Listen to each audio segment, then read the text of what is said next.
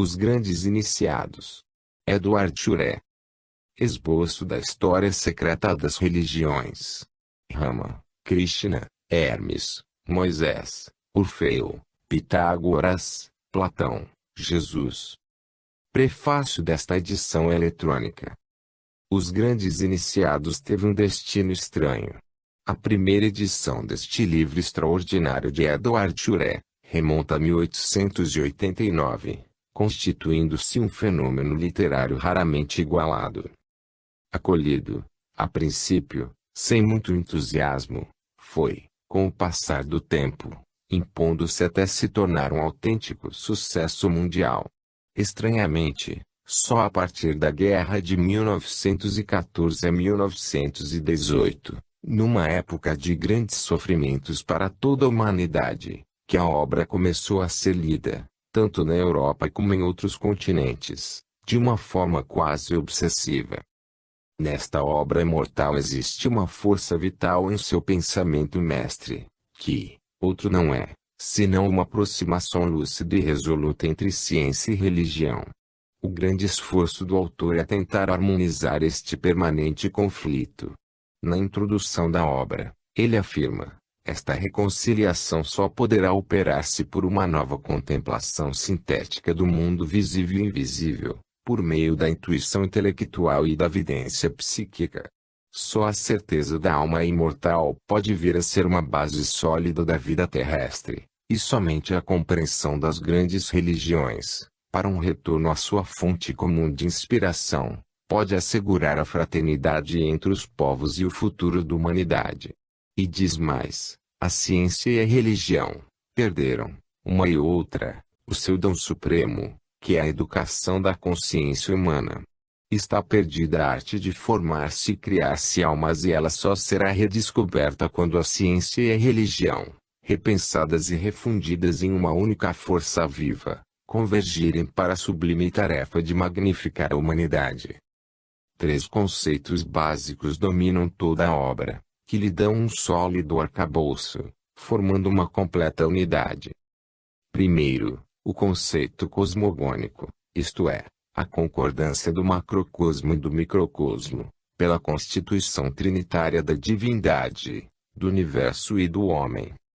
Segundo, o conceito psicológico, a evolução dos seres pela pluralidade das existências. Terceiro, o conceito histórico, a evolução da humanidade pela combinação da liberdade humana e de um influxo divino. Além da obra de um historiador perspicaz, diríamos que os grandes iniciados são também a obra de um poeta, pois grande parte dela é devida à imaginação e intuição do autor. Assim mesmo, o livro tem uma intrínseca força catalisadora, que a torna fonte inspiradora a todos quantos a lerem. A obra está didaticamente dividida em 8 livros. A origem da raça ariana e do brahmanismo são estudados em Rama e Krishna. Os mistérios do Antigo Egito, onde os reis e os sacerdotes de Amos-Ra praticavam a alta magia e rituais ocultistas, são analisados em Hermes. Em Moisés, são estudados os primórdios da tradição monoteística judaica e a cabala da Caldeia. Os mistérios de Dionísio, de Delfos e as tradições órficas são abordados em Orfeu e Pitágoras. O último livro apresenta a história de Jesus, narrando sua iniciação junto à comunidade dos essênios, no Mar Morto, e outras passagens simbólicas do Novo Testamento. Esta é uma obra profundamente inspiradora, brotada, segundo o autor, inteiramente de uma sede ardente da verdade superior, total, eterna, sem a qual todas as outras verdades parciais não passam de um engodo. Somente a compreensão das grandes religiões, para um retorno à sua fonte comum de inspiração, pode assegurar a fraternidade entre os povos e o futuro da humanidade. O tempo de regeneração intelectual e de transformação social chegará, estamos certos disto. Vários presságios já o anunciam. Quando a ciência souber e a religião puder, o homem agirá com nova energia. A arte da vida e todas as artes só poderão renascer por meio de sua harmonia. Edward Shuré. Livro 1. Rama. O ciclo ariano. 1. As raças humanas e as origens da religião. O céu é meu pai, ele me gerou. Tenho por família toda esta corte celeste. Minha mãe é a grande terra. A parte mais alta de sua superfície é sua matriz. Lá o pai fecunda o seio daquela que é sua esposa e sua filha. Eis o que cantava o poeta védico, há 4 ou 5 mil anos, diante de um altar feito de terra, onde ardia um fogo de ervas secas. Um vaticínio profundo, uma consciência grandiosa transpira nestas palavras estranhas. Elas encerram o segredo da dupla origem da humanidade. Anterior e superior à terra é o tipo divino do homem, celeste é a origem de sua alma. Seu corpo, entretanto, é o produto dos elementos terrestres fecundados por uma essência cósmica. Na linguagem dos mistérios, os amplexos de Urano e da Grande Mãe significam chuvas de almas ou de mônadas espirituais que vêm fecundar os germes terrestres, os princípios organizadores sem os quais a matéria não passaria de massa inerte e difusa. A parte mais alta da superfície terrestre, que o poeta védico chama de matriz da Terra, designa os continentes e as montanhas, berços das raças humanas. Quanto ao céu, Varuna, Urano dos gregos, ele representa a ordem visível, hiperfísica, eterna e intelectual, e abrange todo o infinito do espaço e do tempo. Neste capítulo, apenas consideraremos as origens terrestres da humanidade, segundo as tradições esotéricas confirmadas pela ciência antropológica e etnológica de nossos dias. As 4 raças que atualmente partilham o globo são filhas de terras e de zonas diversas. Criações sucessivas, lentas elaborações da terra em movimento se deram, e os continentes emergiram dos mares, em intervalos de tempos consideráveis, que os antigos sacerdotes da Índia denominavam ciclos interdiluvianos. Através de milhares de anos, cada continente produziu sua flora e sua fauna, coroada por uma raça humana de cor diferente. O continente austral, submergido no último grande dilúvio, foi o berço da primitiva raça vermelha, da qual os índios da América são apenas os resquícios provindos de trogloditas que atingiram o cimo das montanhas quando seu continente se desmoronou. A África é a mãe da raça negra, chamada etíope pelos gregos. A Ásia trouxe a luz a raça amarela, que se mantém nos chineses. A última a surgir, a raça branca, saiu das florestas da Europa, entre as tempestades do Atlântico e os sorrisos do Mediterrâneo. Todas as variedades humanas resultam das misturas, das combinações, das degenerescências ou das seleções destas 4 raças. Nos ciclos precedentes, a raça vermelha e a raça negra reinaram sucessivamente, por meio de poderosas civilizações, que deixaram traços nas construções ciclópicas como na arquitetura do México. Os templos da Índia e do Egito conservavam cifras e tradições sumárias destas civilizações desaparecidas. Em nosso ciclo, é a raça branca que domina e se avaliarmos a provável antiguidade da Índia e do Egito, poderemos deduzir que sua preponderância data de 7 ou 8 mil anos. Segundo as tradições brahmanes, a civilização teria começado na Terra com a raça vermelha, no continente austral, há 50 mil anos, quando toda a Europa e uma parte da Ásia ainda estavam submersas. Estas mitologias falam também de uma raça anterior, de gigantes. Em algumas cavernas do Tibete foram encontrados ossos humanos gigantescos, cuja formação se assemelha muito mais ao macaco do que ao homem. Eles se relacionam a uma humanidade primitiva, intermediária, ainda vizinha da animalidade, que não possuía linguagem articulada, nem organização social, nem religião. Pois estas 3 coisas brotam sempre ao mesmo tempo. Eis aí o sentido desta notável tríade bárdica que diz: 3 coisas são primitivamente contemporâneas, Deus, a luz e a liberdade. Com o primeiro balbucio da palavra nasce a sociedade e a vaga suspeita de uma ordem divina. É o sopro de Jeová na boca de Adão, o verbo de Hermes, a lei do primeiro humano, o fogo de Prometeu. Um deus estremece no fauno humano. A raça vermelha, como dissemos, ocupava o continente austral hoje submerso, chamado Atlântida por Platão, segundo as tradições egípcias. Um grande cataclismo o destruiu em parte e dispersou seus destroços. Várias raças polinésias, assim como os indígenas da América do Norte e os astecas, que Pizarro encontrou no México, são sobreviventes dessa raça vermelha cuja civilização, para sempre perdida, teve seus dias de glória e de esplendor material.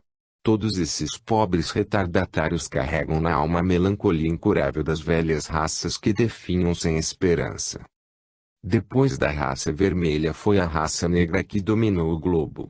É preciso procurar o tipo superior não no negro degenerado, mas no Abissínio e no Núbio, nos quais se conserva o molde desta raça que um dia atingiu o apogeu. Em tempos pré-históricos, os negros conquistaram o sul da Europa, tendo sido depois rechaçados pelos brancos. Sua lembrança foi completamente apagada de nossas tradições populares. Entretanto, ali deixaram duas marcas indeléveis: o horror ao dragão, o emblema de seus reis, e a ideia de que o diabo é negro. Os negros devolveram o insulto à raça rival fazendo branco seu próprio diabo. No tempo de sua soberania, os negros tiveram centros religiosos no Alto Egito e na Índia. Suas cidades ciclópicas guarneciam as montanhas da África, do Cáucaso e da Ásia Central. Sua organização social consistia em uma teocracia absoluta. No ápice, sacerdotes temidos como deuses; embaixo, tribos inquietas, sem família reconhecida, as mulheres escravas. Esses sacerdotes tinham conhecimentos profundos, o princípio da unidade divina do universo e o culto dos astros que, sob o nome de sabeísmo, se infiltrou entre os povos brancos. Mas, entre a ciência dos sacerdotes negros e o fetichismo grosseiro das massas, não havia absolutamente intermediário, nem arte idealista nem mitologia sugestiva. De resto, uma indústria já adiantada, sobretudo a arte de manejar massas de pedras colossais, por meio da balística, e de fundir metais nas imensas fornalhas, nas quais trabalhavam os prisioneiros de guerra. Nessa raça poderosa pela resistência física, pela energia passional e pela capacidade de dedicação, a religião foi, entretanto, o reinado da força pelo terror. A natureza e Deus quase não se mostram à consciência desses povos infantis, a não ser sob a forma do dragão, o terrível animal antediluviano que os reis mandavam pintar em suas bandeiras e que os sacerdotes esculpiam no alto da porta de seus templos. Se o sol da África fomentou a raça negra, dir-se-ia que os gelos do Polo Ártico viram a eclosão da raça branca. São os hiperbóreos de que fala a mitologia grega. Estes homens de cabelos ruivos, olhos azuis, vieram do norte através das florestas iluminadas por clarões boreais, acompanhados por cães e hienas, comandados por chefes intrépidos e conduzidos por mulheres videntes. Cabeleiras de ouro e olhos azuis, cores predestinadas. Esta raça iria inventar o culto do sol e do fogo sagrado, e trazer ao mundo a nostalgia do céu. Ora se revoltaria contra ele e até querer assaltá-lo, ora se prosternaria diante de seus esplendores em uma adoração absoluta.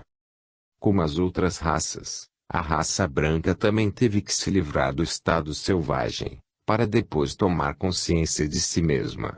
Suas características distintivas são o gosto pela liberdade individual, a sensibilidade meditada que gera o poder da simpatia, e a predominância do intelecto que atribui à imaginação uma aparência idealista e simbólica.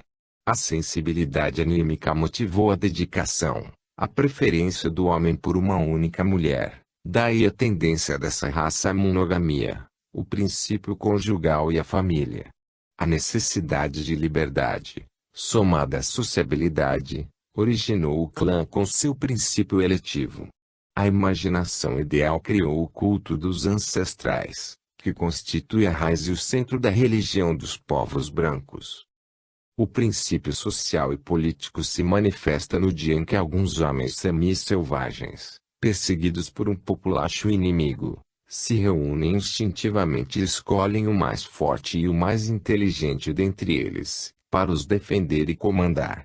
Nesse dia nasceu a sociedade. O chefe é um rei em potencial, seus companheiros, os futuros nobres, os velhos que deliberavam, mas eram incapazes de marchar, formam já uma espécie de senado ou assembleia dos anciãos. E quando nasceu a religião? Dizem que foi do temor do homem primitivo diante da natureza. Mas o temor nada tem de comum com o respeito e o amor. Ele não liga o fato à ideia, o visível ao invisível, o homem a Deus. Enquanto o homem não fez senão tremer diante da natureza, ele não foi homem. Tornou-se homem no dia em que percebeu o lhame que o prendia ao passado e ao futuro, a algo de superior e benigno, e passou a adorar esse mistério desconhecido. Todavia, de que maneira ele o adorou pela primeira vez? Fabre d'Olivetti levantou uma hipótese genial e sugestiva sobre a forma como deve ter se estabelecido o culto dos ancestrais na raça branca. Em um clã belicoso, dois guerreiros rivais discutem. Furiosos, eles vão se bater, e já estão atracados, quando uma mulher desgrenhada se atira entre eles e os separa. E a irmã de um deles e esposa do outro. Seus olhos lançam chispas, sua voz tem a tônica do comando. Ela grita com palavras ofegantes, incisivas, que vira na floresta o ancestral da raça, o guerreiro vitorioso de outrora, o herói lhe aparecera. Ele não quer que dois guerreiros irmãos briguem entre si, mas que se unam contra o inimigo comum. É a sombra do grande ancestral, é o herói que me disse, clama a mulher exaltada. Ele me falou. Eu vi. E ela acredita no que diz. Convencida, ela convence. Emudecidos, assombrados e como que aterrados por uma força invencível, os adversários se dão as mãos, reconciliados, e olham para a mulher inspirada, como se ela fosse uma espécie de divindade. Tais sugestões seguidas de bruscas mudanças devem ter sido numerosas e das mais diversas formas da vida pré-histórica e da raça branca. Entre os povos bárbaros, e a mulher quem, por sua sensibilidade nervosa, logo pressente o oculto, afirma o invisível. Procuremos agora vislumbrar as consequências inesperadas e prodigiosas de um tal acontecimento. No clã, na povoação, todo mundo fala do fato maravilhoso. O carvalho, onde a mulher inspirada viu o ancestral, torna-se uma árvore sagrada. Para lá reconduzem e, sob a influência magnética da lua, que a mergulha num estado visionário, ela continua a profetizar em nome do grande ancestral. Logo, esta mulher e outras semelhantes, de pé sobre os rochedos, em meio às clareiras, ao ruído do vento e do oceano longínquo, evocarão as almas diáfanas dos ancestrais diante das multidões palpitantes, que os verão ou acreditarão vê-los, seduzidas pelos mágicos sortilégios das brumas flutuantes de transparências lunares. O último dos grandes celtas, Ocean, evocará Fingal e seus companheiros reunidos nas nuvens. Assim foi, na própria origem da vida social, que se estabeleceu o culto dos antepassados na raça branca. O grande ancestral torna-se o Deus da coletividade. Eis o começo da religião. Mas, isto não é tudo. Em tomo da profetisa se reúnem os velhos, que a observam durante seus sonos lúcidos e seus êxtases proféticos. Estudam seus diversos estados, controlam suas revelações e interpretam seus oráculos. Observam que quando ela profetiza no estado visionário, sua fisionomia se transfigura, sua palavra se torna rítmica, sua voz se eleva e profere seus oráculos cantando numa melopeia grave e significativa. Tá aí o verso, a estrofe, a poesia e a música, cuja origem é considerada divina entre todos os povos da raça ariana. A ideia da revelação só poderia surgir a propósito de fatos dessa ordem. Assim também vemos brotar a religião e o culto, os sacerdotes e a poesia. Na Ásia, No Irã e na Índia, onde os povos de raça branca fundaram as primeiras civilizações arianas misturando-se a povos de cores diversas, os homens rapidamente sobrepujaram as mulheres quanto à inspiração religiosa. Aí, só ouvimos falar de sábios, de rishis, de profetas. A mulher repelida, submissa, é sacerdotisa apenas no lar. Mas, na Europa, a característica do papel preponderante da mulher é reencontrada nos povos da mesma origem, que permaneceram bárbaros durante milhares de anos.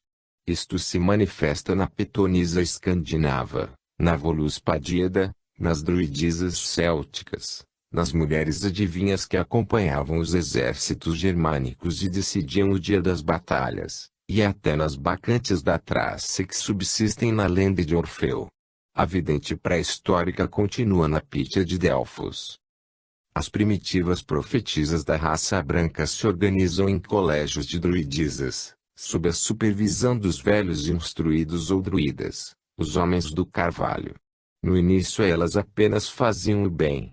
Por sua intuição, sua capacidade de adivinhar e seu entusiasmo, elas impulsionaram intensamente a raça que apenas começava a luta com os negros, que duraria séculos. Mas foram inevitáveis a rápida corrupção e os enormes abusos desta instituição. Sentindo-se donas dos destinos dos povos, as druidisas quiseram dominá-los a todo custo. Faltando-lhes a inspiração, elas tentaram reinar pelo terror. Exigiram sacrifícios humanos e fizeram deles o elemento essencial de seu culto. Nisso, favoreciam-nas os instintos heróicos de sua raça. Os brancos eram corajosos. Seus guerreiros desprezavam a morte e, ao primeiro apelo, vinham espontaneamente por bravata se lançar sob o cutelo das sacerdotisas sanguinárias.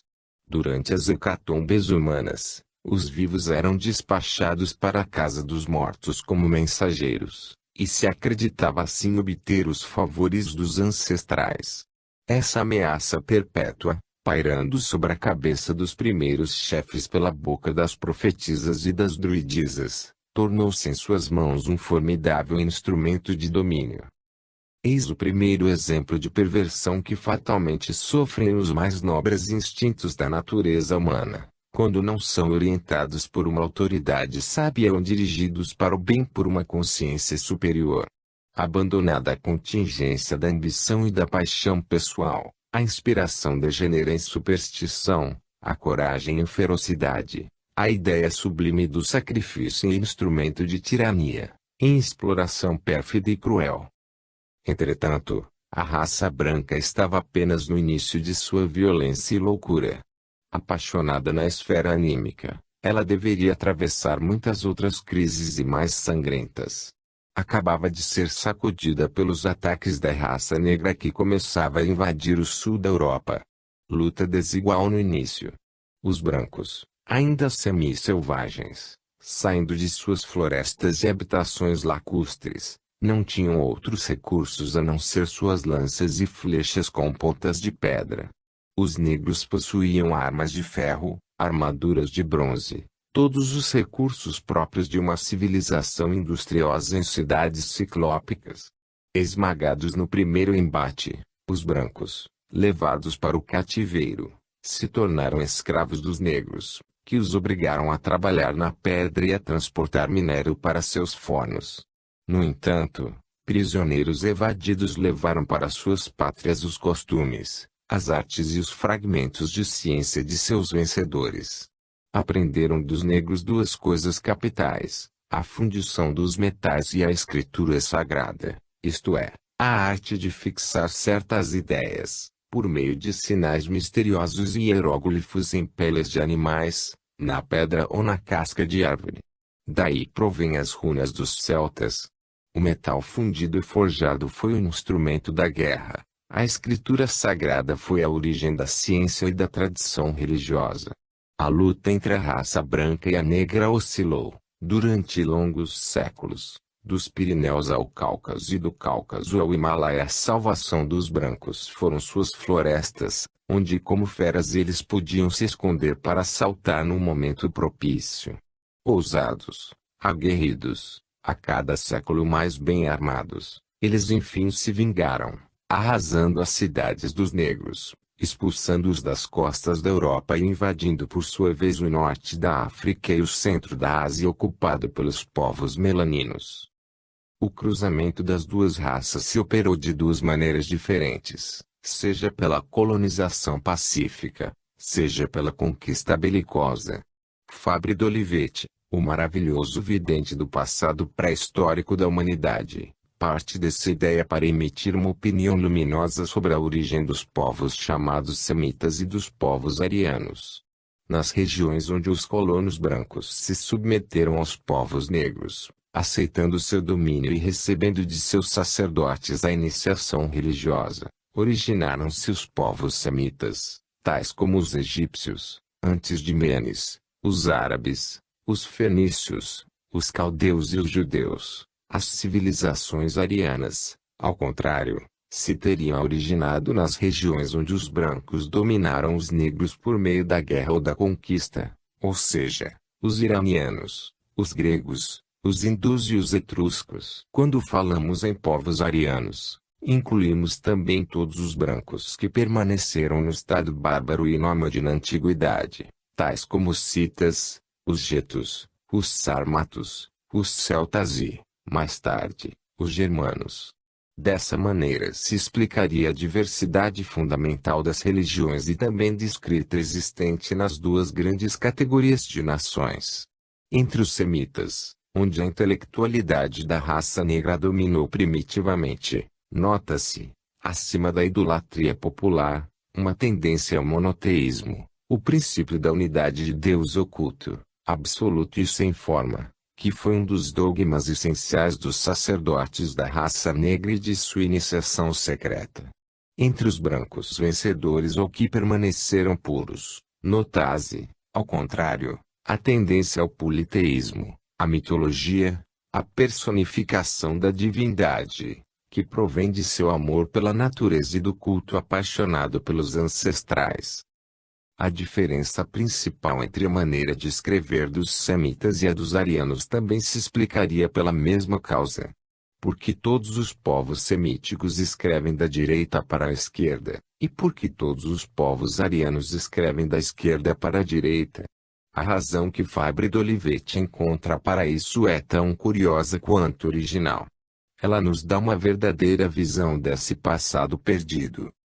Todo mundo sabe que nos tempos pré-históricos não havia absolutamente a escrita vulgar.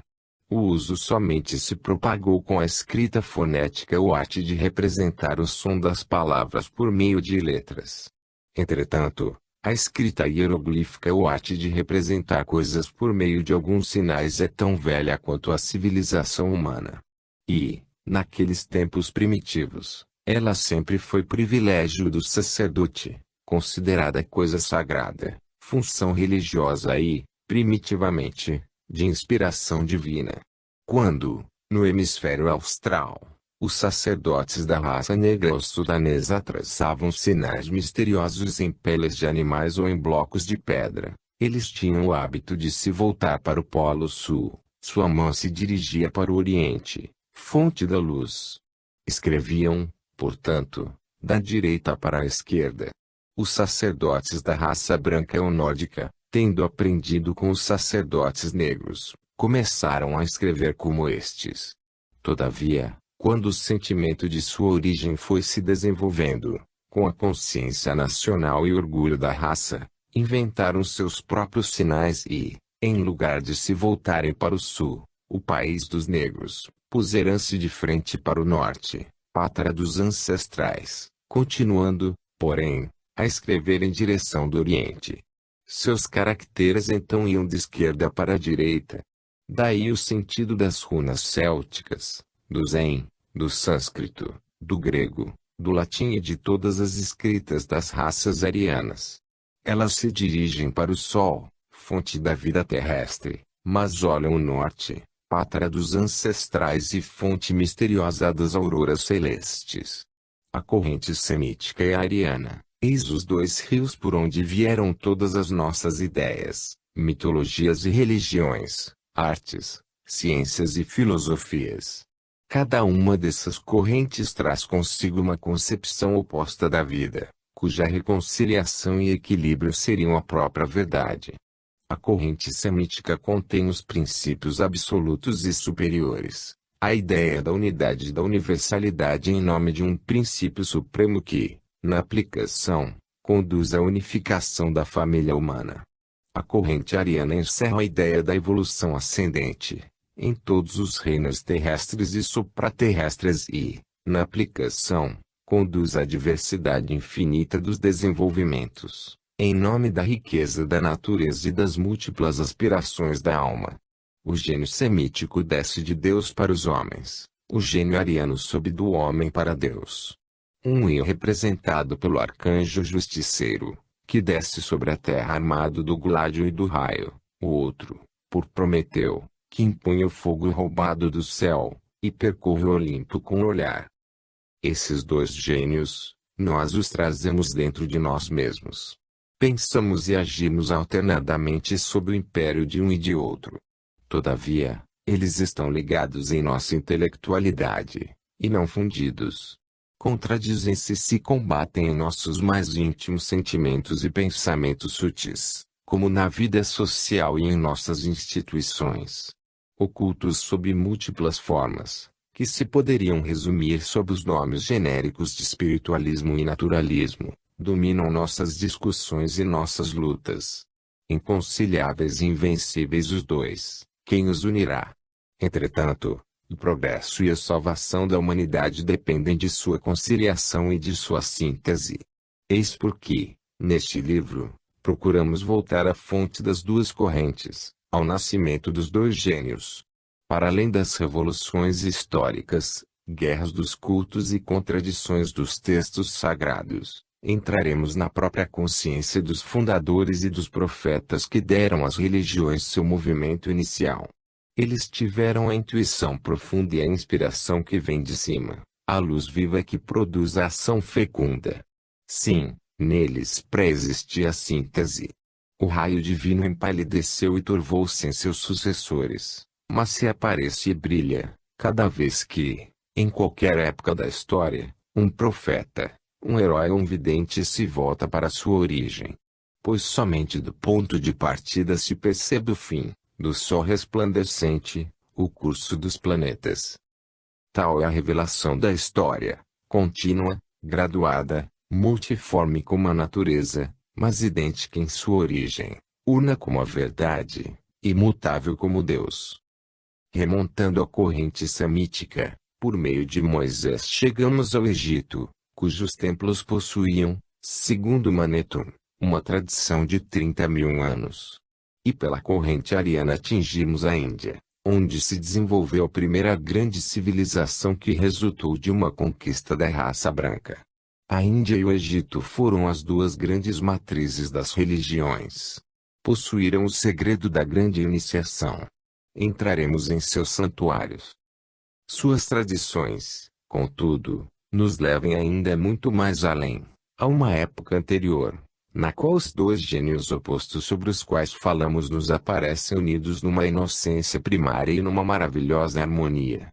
É a época ariana primitiva, que, hoje, graças aos admiráveis trabalhos da ciência moderna, a filologia, a mitologia e a etnologia comparada, nos é permitido entrever.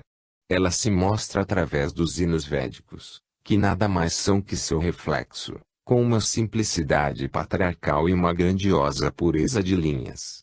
Idade viril e grave que não se assemelha a nada menos do que a idade de ouro idealizada pelos poetas. Aí, a dor e a luta absolutamente não estão ausentes. Entretanto, existe nos homens uma confiança, uma força, uma serenidade que a humanidade não reencontrou depois.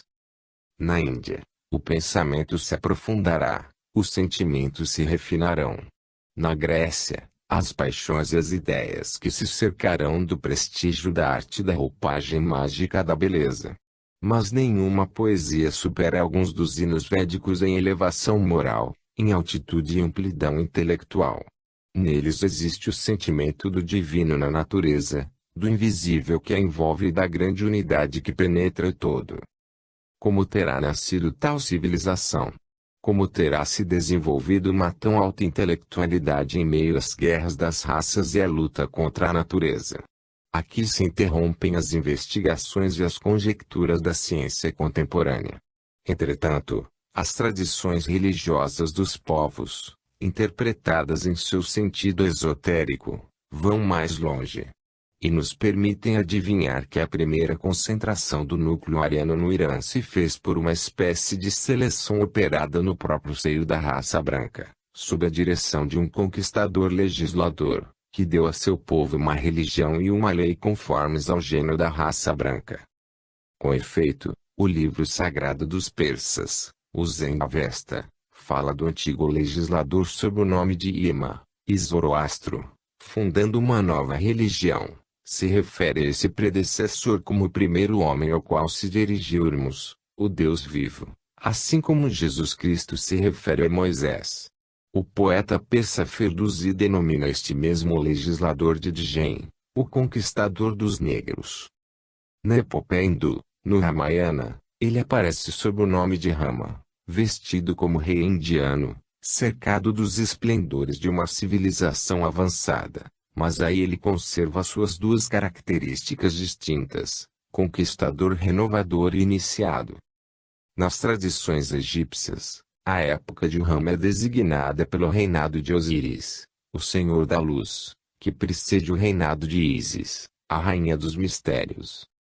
Enfim, na Grécia o antigo herói semideus era honrado sob o nome de Dionísio, que vem do sânscrito Devanaousa, o divino renovador. Orfeu assim também denominou a inteligência divina e o poeta Nonnus cantou a conquista da Índia por Dionísio, conforme as tradições de Eleusis. Como os raios de uma mesma circunferência, todas essas tradições indicam um centro comum. A ele podemos chegar se acompanharmos a direção designada pelos raios. Então, além da Índia dos Vedas, além do Irã de Zoroastro, na aurora crepuscular da raça branca, vê-se surgir das florestas da antiga Sítia o primeiro criador da religião ariana, cingido com a sua dupla tiara, de conquistador e de iniciado, empunhando o fogo místico, o fogo sagrado que iluminará todas as raças. Cabe a Fabre d'Olivetti a honra de reencontrar este personagem. Foi aberta, assim, a vereda luminosa que até ele nos conduz, seguindo-o procurarei, por minha vez, evocá-lo. 2. A missão de Rama.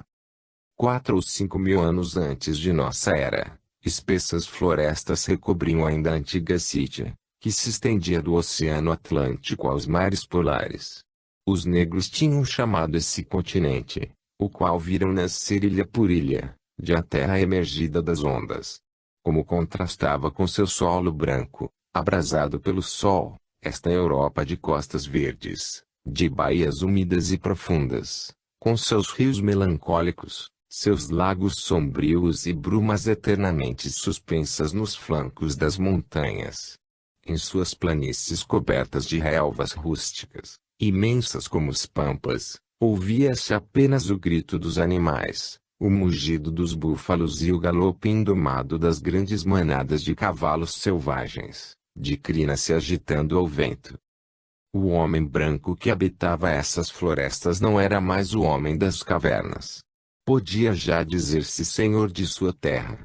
Havia inventado as facas e os machados de sílex, o arco e a flecha, a funda e o laço. Havia também encontrado 2 companheiros de luta, 2 amigos excelentes, incomparáveis e devotados até a morte, cão e o cavalo. O cão doméstico, transformado em guarda fiel de sua habitação de madeira, lhe proporcionava a segurança do lar. E domando o cavalo ele havia conquistado a terra, submetido os outros animais, tornando-se o rei do espaço. Montados em cavalos fulvos, aqueles homens ruivos rodopiavam como relâmpagos. Abatiam o urso, o lobo, o auroque, amedrontavam a pantera e o leão, que então habitavam as florestas. A civilização tinha se iniciado, a família rudimentar, o clã, a coletividade já existiam. Por toda parte, os citas, filhos dos hiperbóreos, Erguiam menires monstruosos em honra de seus avós. Quando um chefe morria, enterravam com ele suas armas e seu cavalo, a fim de que, diziam, o guerreiro pudesse cavalgar as nuvens e caçar o dragão de fogo no outro mundo. Provém daí o costume do sacrifício do cavalo, o qual desempenha tão grande papel nas Vedas e entre os escandinavos. A religião começava, assim, pelo culto dos antepassados. Os semitas encontraram o Deus único, o Espírito universal no deserto, no cume das montanhas, na imensidão dos espaços estelares. Os citas e os celtas encontraram os deuses, os espíritos múltiplos, no fundo de seus bosques. Lá eles ouviram vozes, lá tiveram os primeiros arrepios do invisível, as visões do além. Eis porque a floresta encantadora ou terrível sempre foi amada pela raça branca. Atraída pela música das folhas e pela magia lunar, ela para isso se volta constantemente, no decorrer das eras, como a sua fonte de juventude, ao templo da grande Mãe Erta. Lá dormem seus deuses, seus amores, seus mistérios perdidos. Desde os tempos mais longínquos, mulheres visionárias profetizavam sob as árvores. Cada povoação possuía sua grande profetisa, como a Voluspa dos escandinavos, com seu colégio de druidisas. Entretanto, estas mulheres, inicialmente nobremente inspiradas, tomaram-se ambiciosas e cruéis. De boas profetisas transformaram-se em malvadas feiticeiras.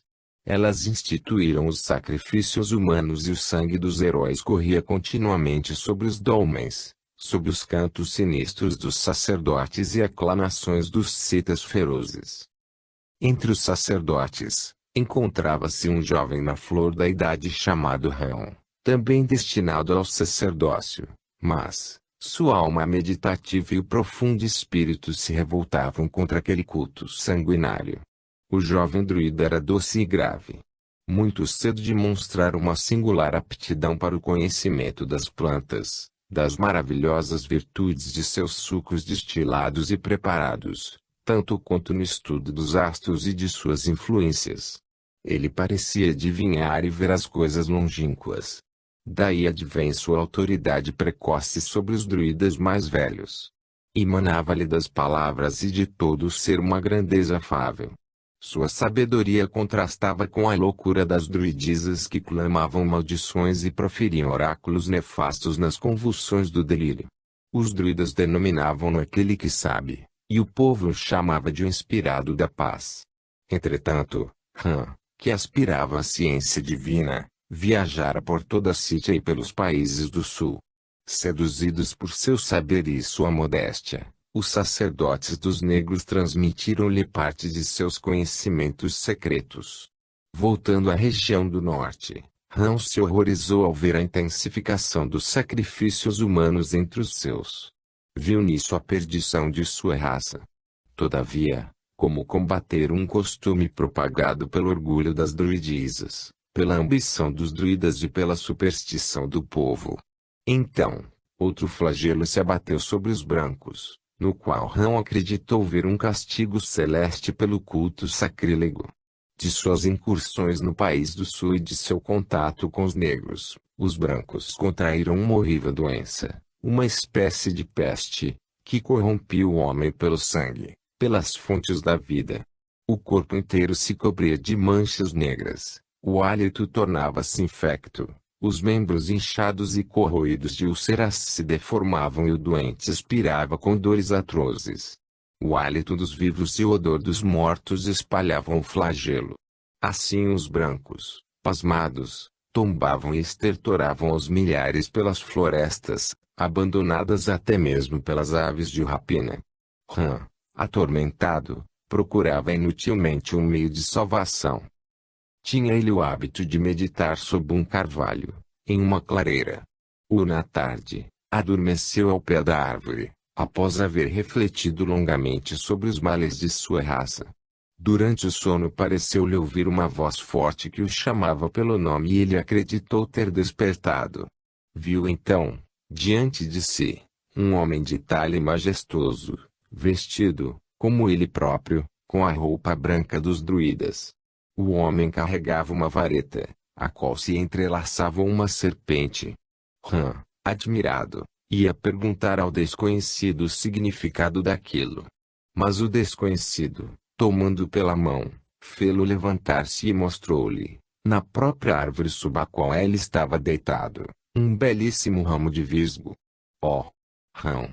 Disse-lhe, eis o remédio que procuras. Depois, tirou do seio uma pequena foice de ouro, cortou um pedaço do ramo e lhe deu. Murmurou ainda algumas palavras sobre a maneira de preparar o visgo e desapareceu. Então, Han despertou completamente e se sentiu bastante reconfortado. Uma voz interior lhe dizia que havia encontrado salvação. Ele não deixou de preparar o visgo segundo os conselhos do amigo divino da foicezinha de ouro. Deu poção num licor fermentado a um doente, e este se curou. As curas maravilhosas que assim operou tornaram-no célebre em toda a Sítia. Em toda parte era chamado para curar.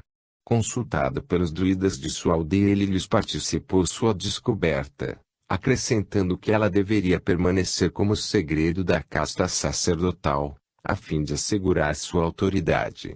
Os discípulos de Han, viajando por toda a Sítia com os ramos de visgo, foram considerados mensageiros divinos, e seu mestre, um semideus.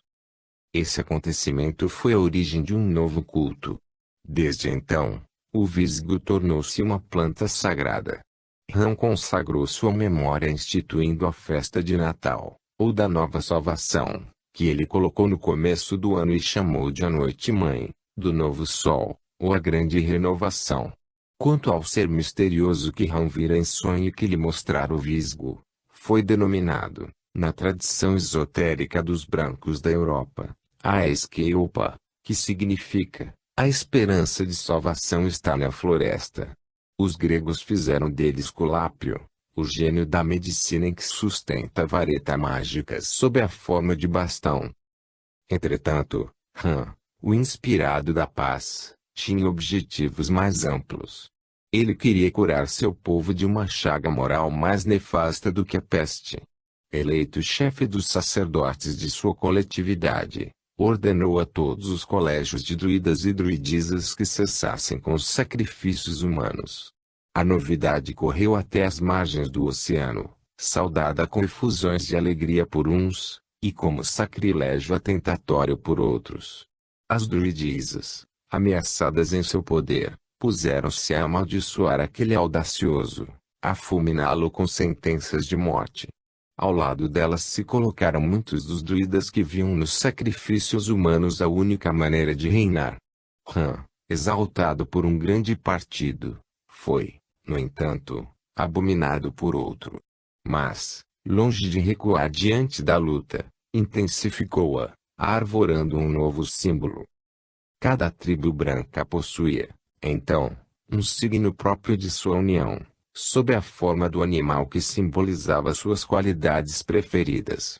Entre os chefes havia o costume de fixar, na fachada de seus palácios de madeira, figuras de grolls, águias, abutres ou cabeças de javalis e de búfalos, origem primeira do brasão. O estandarte preferido dos citas era o touro, denominado Thor, o signo da força bruta e da violência. Ao touro, Han opôs o carneiro, o chefe corajoso e pacífico do rebanho, e dele fez o símbolo que distinguiria todos os seus partidários. Erguido no centro da Sítia, esse estandarte tomou-se o sinal de um tumulto geral e de uma verdadeira revolução nos espíritos. Os povos brancos se dividiram em dois campos. A própria alma da raça se separava em duas para se resgatar da animalidade rugidora e iniciar a marcha para o santuário invisível que conduz à humanidade divina. Morte ao carneiro!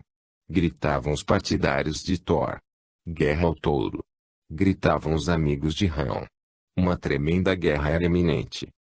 Diante dessa eventualidade, Han hesitou. Desencadear semelhante guerra não seria agravar o mal e forçar sua raça a se autodestruir?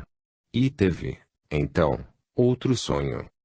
O céu tempestuoso estava carregado de nuvens sombrias que cavalgavam as montanhas e arrasavam com seu vôo os cumes agitados das florestas. De pé sobre um rochedo, uma mulher desgrenhada estava prestes a abater um soberbo guerreiro, amarrado a seus pés. Em nome dos antepassados, para! Gritou Rão, lançando-se sobre ela. A druidisa, ameaçando o adversário, dardejou-lhe um olhar agudo como um golpe de cutelo. Mas um trovão rufou nas nuvens e, em meio a um clarão, apareceu uma deslumbrante figura. A floresta empalideceu, a druidisa caiu como que fulminada, os grilhões do cativo se romperam e este olhou para o gigante luminoso com um gesto de desafio.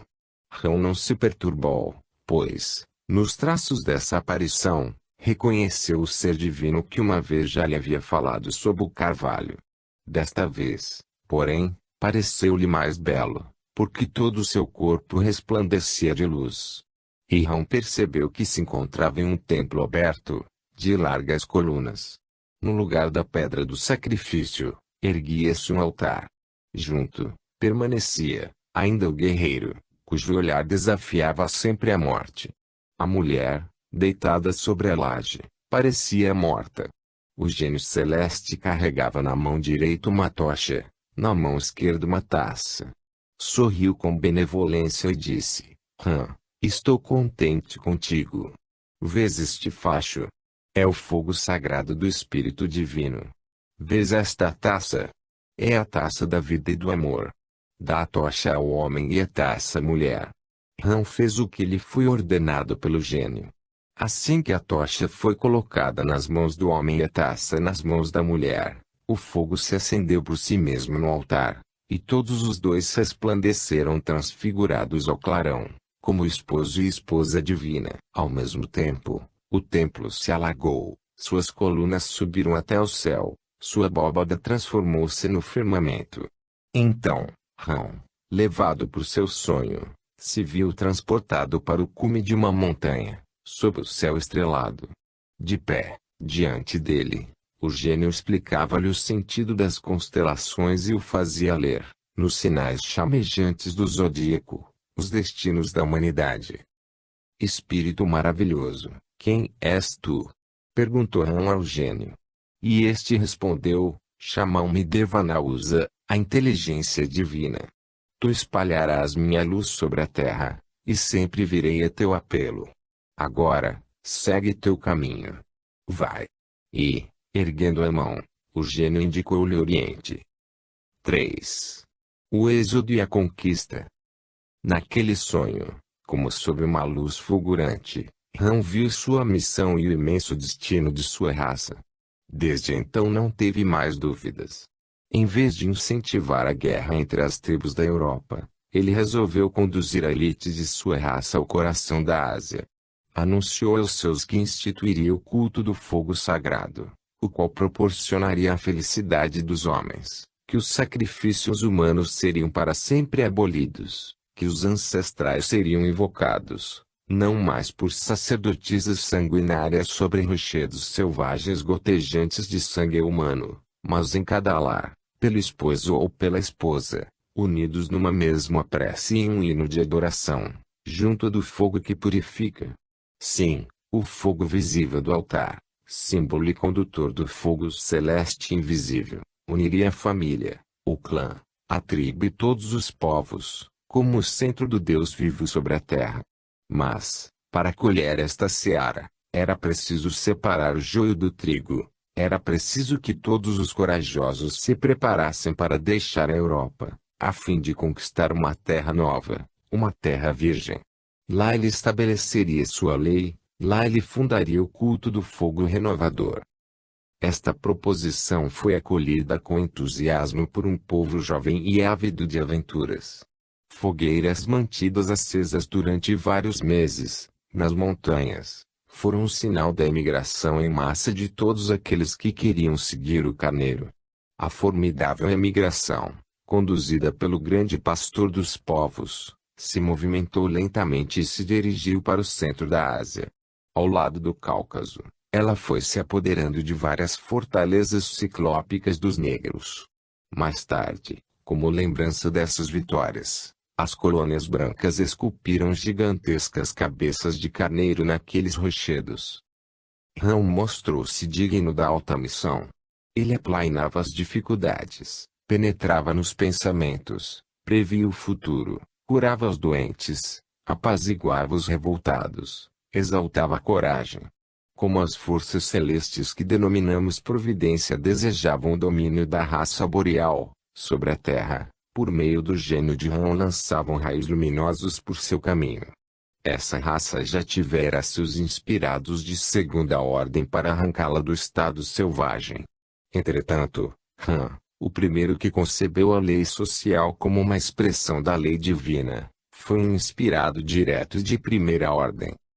Ele fez amizade com os turanianos, velhas tribos cíticas cruzadas de sangue amarelo que ocupavam o alto da Ásia, e os levou consigo para a conquista do Irã, de onde repeliu completamente os negros. Seu sonho era que um povo de raça branca ocupasse o centro da Ásia e se tomasse um foco de luz para todos os outros. Ele ali fundou a cidade de Ver, admirável cidade, disse Zoroastro. Ensinou a lavrar e a semear a terra. Foi o pai do trigo e da vinha. Criou castas de acordo com as ocupações e dividiu o povo em sacerdotes, guerreiros, lavradores, artesãos. Originariamente, as castas não foram rivais. O privilégio hereditário, fonte de ódio e de ciúme, introduziu-se somente mais tarde. Proibiu a escravidão tanto quanto o homicídio, afirmando que a sujeição do homem pelo homem era a fonte de todos os males.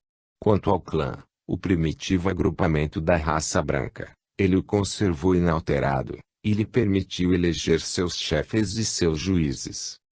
A obra-prima de Rã, o instrumento civilizador por excelência criado por ele, foi a nova função que atribuiu à mulher. Até então, o homem conhecera a mulher somente de duas formas: ou a escrava miserável de sua choça, que ele esmagava e maltratava brutalmente, ou a perturbadora sacerdotisa do carvalho e do rochedo, cujos favores ele buscava, e que o dominava irresistivelmente, mágica fascinante e terrível, cujos oráculos ele temia e diante da qual tremia sua alma supersticiosa. O sacrifício humano era a desforra da mulher contra o homem, quando ela cravava o cutelo no coração de seu feroz tirano. Abolindo este culto indigno e reabilitando a mulher diante do homem, em suas funções divinas de esposa e mãe, Rão a transformou na sacerdotisa do lar, guardiã do fogo sagrado, igual ao esposo, invocando com ele a alma dos antepassados. Como todos os grandes legisladores, Rão não fez nada mais do que desenvolver, organizando-os, os próprios instintos superiores de sua raça. A fim de ornar e embelezar a vida, Rão determinou 4 grandes festas durante o ano. A primeira foi a da primavera ou das gerações, consagrada ao amor entre os esposos. A festa do verão ou das mercês pertencia aos moços e moças, que ofereciam aos pais as colheitas resultantes de seu trabalho. A festa do outono celebrava os pais e as mães, que, em sinal de regozijo, ofereciam frutos às crianças. A mais santa e mais misteriosa das festas era a de Natal ou das grandes sementeiras. Rão a consagrou, ao mesmo tempo, aos recém-nascidos, frutos do amor concebidos na primavera, e às almas dos mortos, aos antepassados. Ponto de conjunção entre o visível e o invisível, esta solenidade religiosa elodeus às almas desaparecidas, como também a saudação mística àquelas que voltam para se encarnar nas mães e renascer nas crianças. Nessa noite santa, os antigos aras se reuniam nos santuários de Arianavaea, como outrora o tinham feito em suas florestas. Com fogueiras e cânticos, eles celebravam o reinício do ano terrestre e solar, a germinação da natureza no coração do inverno, o estremecimento da vida no fundo da morte.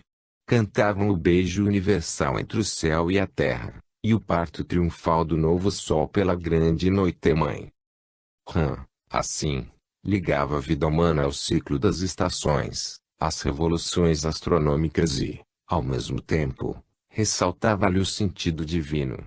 Foi por ter fundado tão fecundas instituições que Zoroastro o chama de chefe dos povos, o muito afortunado monarca. Por isso, também,